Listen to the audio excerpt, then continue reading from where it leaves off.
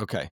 So you were 15, you were dating a woman, you saw things on YouTube, stories, footage where people were transitioning, and you said you want that. I want to dig into that. What do you mean? What about that did you want? It's not something that I've actively reflected on, but feeling into that experience now, something that it feels like is that I seen somebody actively in pursuit of who they were. And one of the ways that they were doing that was through their gender identity. Now, I was always known as a tomboy growing up and like had no problem being that. But this is the point where I was like, well, maybe it's not just tomboy, like maybe it's boy. And as I felt that, I was like, I could feel a hopefulness in a place in my life where there was no hope. What do you mean by that? A place there was no hope.